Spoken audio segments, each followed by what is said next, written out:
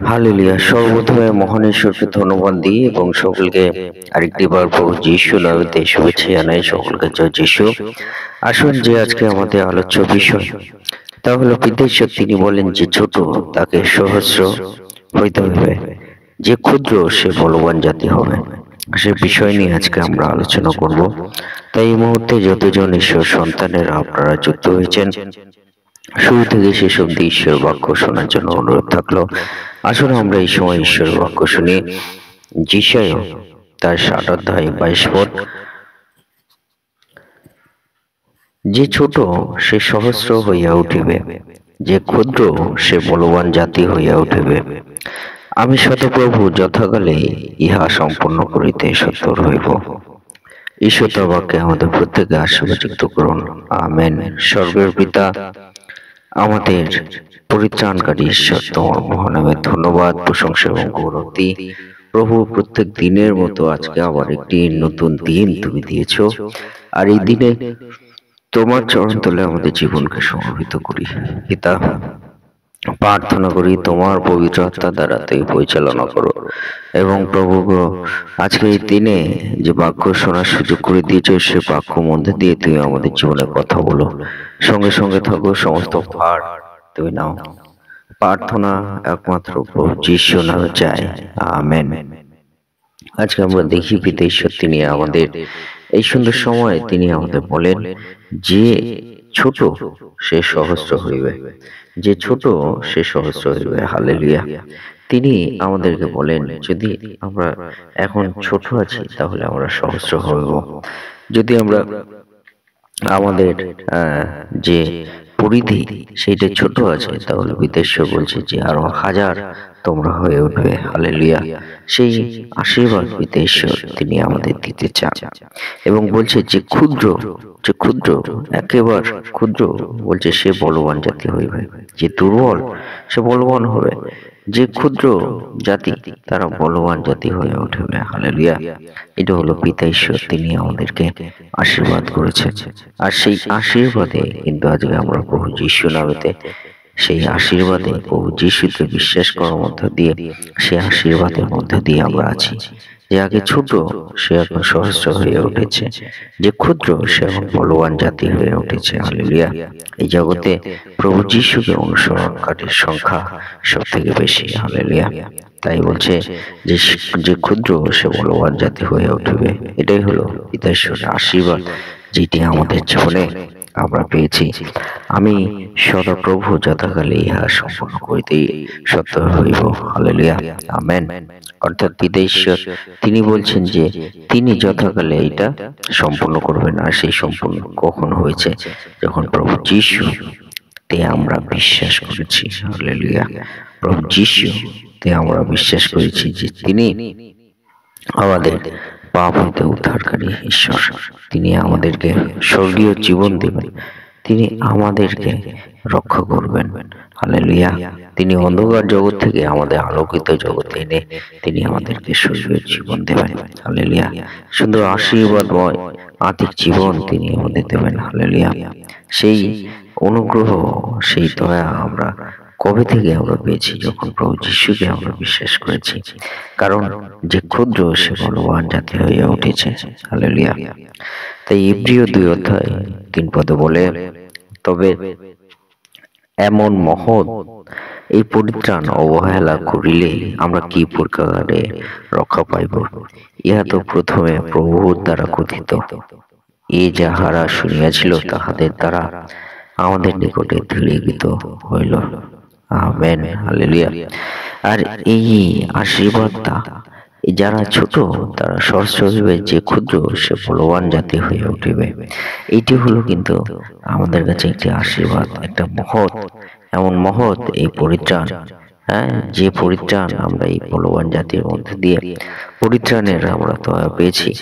এই পরিত্রাণ যদি আমরা অবহেলা আমরা করি তাহলে আমরা কি রক্ষা পাইব?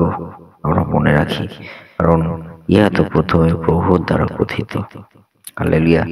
যে ঈশ্বর তিনি আমাদের বলেছেন যে যে যে ছোট সে সহস্র হবে, যে ক্ষুদ্র সে বলবান জাতি হবে। হালেলুয়া। আর এটাই হলো কিন্তু আমাদের মহাপরিত্রাণ। ঈশ্বর তিনি আমাদেরকে দিয়েছেন একত্র করে। আমরা আমরা মনে রাখি, এই মহাপরিত্রাণ আমরা যেন ত্যাগ আমরা না করি।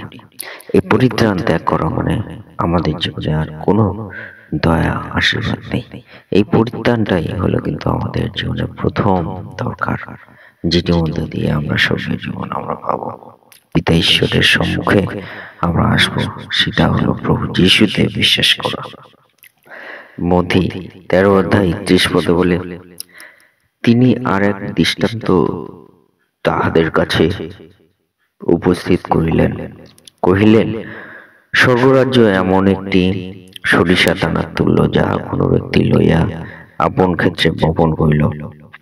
সকল বীজের মধ্যে ওই বীজ অতি ক্ষুদ্র, কিন্তু বাড়িয়া উঠিলে পর তাহা শাক হইতে বড় হয় এবং এমন বৃক্ষ হইয়া ওঠে যে আকাশে পক্ষীগণ আসিয়া তাহাদের শাখায় বাস করে। Amen, hallelujah. অর্থাৎ পিতা ঈশ্বর তিনি আমাদেরকে বলেন যে ক্ষুদ্র সে সহস্র হইবে, যে ক্ষুদ্র সে বলবান জাতি হইবে, যে ছোট সে সহস্র হইবে। এটা মধ্য দিয়ে বিদেশে তিনি বলছেন যে অর্থাৎ দৃষ্টান্ত বিদেশে দিলেন যে স্বর্গরাজ্য এমন একটি সরিষা দানা তুল্য, যাহা কোনো ব্যক্তি লইয়া আপন ক্ষেত্রে বপন করিল।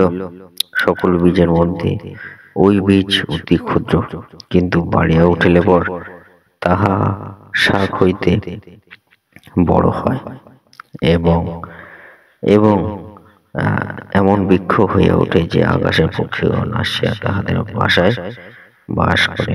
Amen, hallelujah.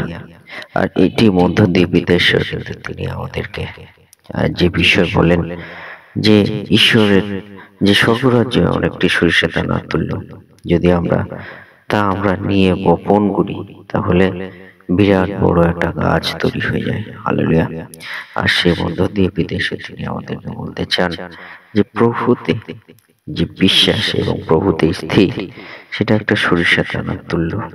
যদি আমরা সেটি নিই তাহলে পিতা ঈশ্বর তিনি বলছেন যে সেটা অনেক বড় আশীর্বাদের কারণ হবে। ছোট্ট দানা কিন্তু অনেক বড় একটা গাছ হচ্ছে, সে মধ্যে দিয়ে আশীর্বাদের বিষয় আমাদের কাছে হয়ে উঠবে। তাই আমরা যেন পিতা ঈশ্বরের যে সমর্পিত জীবন সেটি যেন আমরা ত্যাগ না করি। যদি আমরা সেটি আমরা ধরে রাখি তাহলে সেটি আমাদের জীবনের সব থেকে বড় আশীর্বাদের বিষয়, যে ক্ষুদ্র সে বলবান জাতি হইবে। হালেলুয়া। সেই ক্ষুদ্র থেকে বড় হওয়ার বিষয় পিতা ঈশ্বর আমাদেরকে বলছেন যে বড় আমরা হতে পারবো যখন আমরা আত্মিকভাবে প্রভু যিশুতে আমরা বিশ্বাস করব।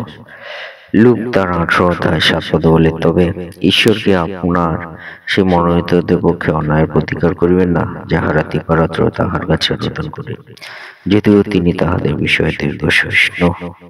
Amen, amen, hallelujah. অর্থাৎ পিতা ঈশ্বর তিনি আমাদেরকে বলেন যে ক্ষুদ্র সে বলবান জাতি হইবে। হালেলুয়া। আর এই মধ্য দিয়ে পিতা ঈশ্বর তিনি বলেন, সেই মধ্য দিয়ে পিতা ঈশ্বর বলেন যে তিনি আমাদের প্রার্থনা শুনবেন। এক সময় আমরা প্রার্থনা জানতাম না, এক সময় আমরা ঈশ্বরের সঙ্গে সম্পর্ক করার জন্য অন্য মাধ্যম আমরা ব্যবহার করেছি, কিন্তু এখন সরাসরি আমরা ঈশ্বর থেকে প্রভু যিশু নামে আমরা ঈশ্বরের সঙ্গে সম্পর্ক যুক্ত করব, হওয়ার সুযোগ পাবো। অর্থাৎ পিতা ঈশ্বর তিনি বলেন যে ক্ষুদ্র সে সহস্র বলবান জাতি হইবে। হালেলুয়া। আর এই মধ্য দিয়ে পিতা ঈশ্বর তিনি আমাদেরকে যেটি বলেছেন যে আমরা আর্থিকভাবে বলবান আমরা হব প্রার্থনার মধ্য দিয়ে। হালেলুয়া। সেটি কিন্তু পিতা ঈশ্বর তিনি আমাদের জীবনে আশীর্বাদ করেছেন, আমরা মনে রাখি। হালেলুয়া।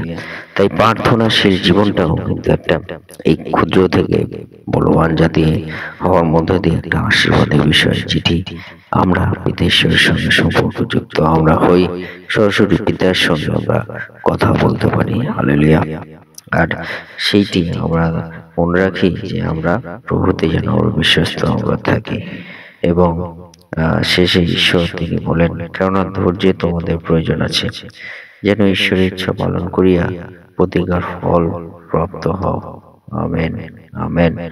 আর একটি শেষ বিষয়, যে আজকের যে আলোচনার শেষ বিষয়, যে আমরা যেন ধৈর্য ধরি। যদি আমরা ধৈর্য ধরে ঈশ্বরের প্রতিজ্ঞা পালন করি, তাহলে আমরা প্রতিজ্ঞার ফল আমরা প্রাপ্ত হইব ঈশ্বর হইতে। সেটি হলো আশীর্বাদময় জীবন। বিদেশে বলছে যে উপচয় জীবন, যা আমরা ব্যাখ্যা করতে পারবো না, সেই আশীর্বাদের মধ্যে দিয়ে আমরা থাকবো। বিদেশে তিনি আমাদের বলেন। তাই আসুন আমরা প্রভু যিশুতে আমরা বিশ্বাস করি, আমাদের জীবন সমর্পিত করি। ঈশ্বর বাক্যে আমাদের প্রত্যেককে আশীর্বাদ যুক্ত করুন। আমেন। জয় যিশু, জয় যিশু। হে আমাদের স্বর্গস্থ পিতা, তোমার নাম পবিত্র বলিয়া মান্য হোক। তোমার রাজ্য আসুক, তোমার ইচ্ছা যেমন স্বর্গে তেমন এই পৃথিবীতেও সিদ্ধ হোক। আজ আমাদের প্রয়োজনীয় খাদ্য আজ আমাদেরকে দাও, আর আমাদের অপরাধ সকল ক্ষমা করো, যেমন আমরাও আপন অপরাধীকে ক্ষমা করিয়াছি। আর আমাদের পরীক্ষাতে আনিও না, কিন্তু মন্দ হইতে রক্ষা করো, কারণ রাজ্য, পরাক্রম ও মহিমা যুগে যুগে তোমারই হোক। আমেন। এই মুহূর্তে পিতার প্রেম, প্রভু যীশু খ্রিস্টের অনুগ্রহ এবং পবিত্র আত্মার সহভাগিতা যুগ থেকে যুগান্ত পর্যন্ত আপনাদের সকলের সহবর্তী হোক। আমেন। জয় যীশু, জয় যীশু।